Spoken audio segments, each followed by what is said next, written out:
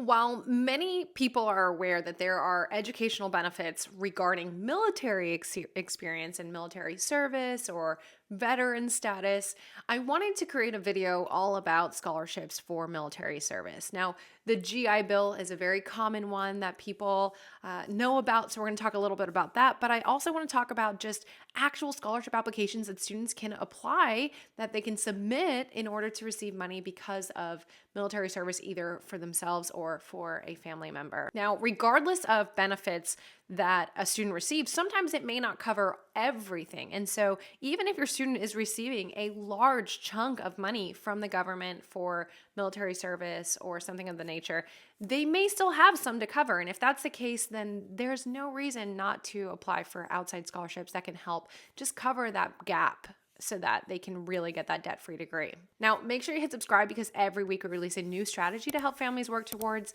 that debt-free degree. And of course, scholarships is a large part of it, but there are so many additional strategies. Hey there, my name is Jocelyn Pearson, founder of the Scholarship System, and this is my bread and butter, scholarships. So in fact, I was able to secure 6 figures in scholarships and graduate completely debt-free, and we've helped families secure almost $13 million to date. So we have seen a lot of different scholarship applications.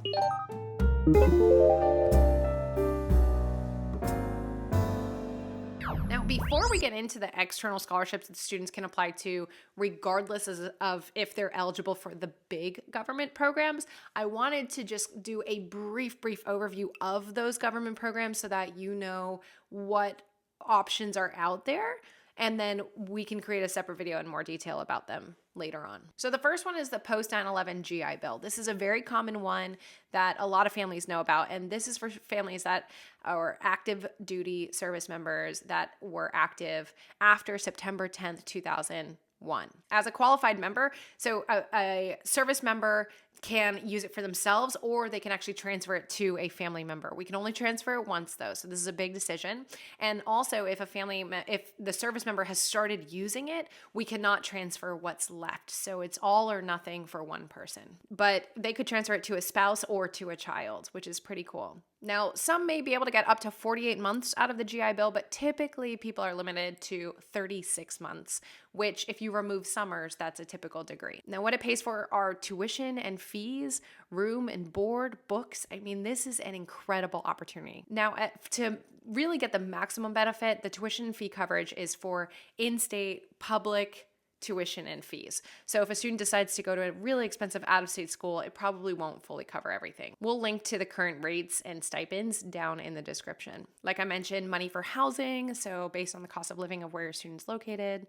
Books, supplies. If a student is from a really small area and has to move, then they'll help cover that. And again, sometimes there might be a gap. And in that case, then I really recommend attending our free webinar, regardless of if there's any money that your family would have to possibly pay. Attend that free webinar, our 6 steps to securing scholarships, so that you can find legitimate scholarships that have less competition. So you'll find that link in the description along with everything else that I talk about, or you can click on the video here, or you can go to the scholarshipsystem.com/free training. Now, the GI Bill does expire based on years of service. So if service ended before January 1st, 2013, then they have 15 years to use it. And if it's after that date, then it doesn't expire. Now, there are also benefits if a family member is permanently disabled or if someone died in the line of duty. This is actually for spouses and for children of that military member. And one is called the Survivors and Dependents Educational Assistance. It's labeled DEA.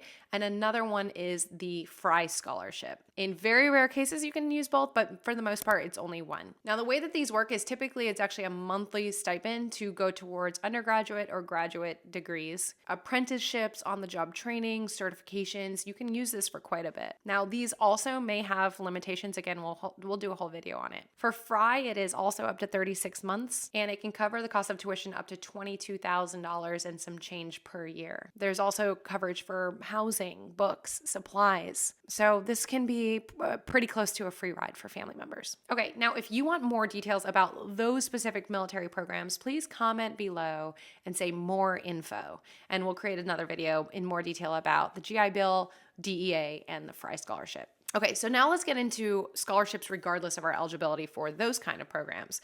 So, when it comes to military scholarships, any kind of association with someone who's in the armed forces or was in the armed forces could possibly lead to money. Now, a student will have to submit a application. This often can require basic information, essays, transcripts, recommendation letters.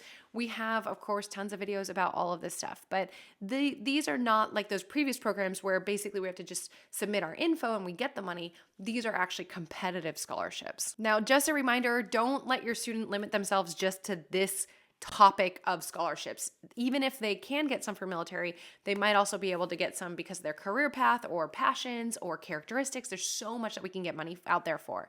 So again, check out that free webinar where I will describe how to build that list of scholarships.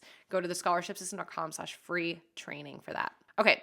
Also, one more resource before I describe a few of these scholarships. We do have a blog all about military scholarships, so we will link to that in the description as well. So again, check out the description. We have a lot of helpful stuff in there. Okay, so first there are veteran scholarships. This is for former military members or veterans, including those who did and did not reach a official retirement status. Often the requirement is just to not be dishonorably discharged. However, some might require a certain amount of service time. So one specific example is the VFW Sports Clips Help a Hero Scholarship. It's actually $5,000, which is a great amount. It requires a citizenship and to be retired, honorably discharged, active duty, or a member of the Guard or the Reserve. So this is actually for service members themselves. They would have had to separate at an E5 or lower. So for those familiar, that is their ranking as they go through the military. They have to demonstrate a need for financial assistance, and it does have to be an accredited institution. So that's veteran-based scholarships. There's also active duty scholarships. Now, what's interesting about this is as an active duty member, depending on branches and rules and how much we've used, active duty members can use tuition assistance, TA, to work towards their degree. In fact, my husband was in the Air Force and he used that to largely get his bachelor's degree while enlisted. But there are scholarships out there, including the Enlisted Airman Scholarship and Commissioning Program. Now, this requires them to be an ROTC cadet. The scholarships can range from 2 to 4 years. They can receive payments for tuition, textbooks allowances, monthly stipends, so it's quite a hefty perk. The only thing is that they do not cover room and board. So comment below, is your family part of the military? And if so, have you found any scholarships? Let us know in the comments below. And again, if you want more info on those programs, we're happy to create that. Just go ahead and comment more info. All right, so that said, again, we want to remember, don't limit yourself or your student just to military-based scholarships. We want to cast our net wide and find all the different categories, which again, I cover in that free training, but still, hopefully this gives you guys some ideas on what is out there. Don't forget to hit subscribe because every week we have a new video for you guys, and I'll see you in the next video.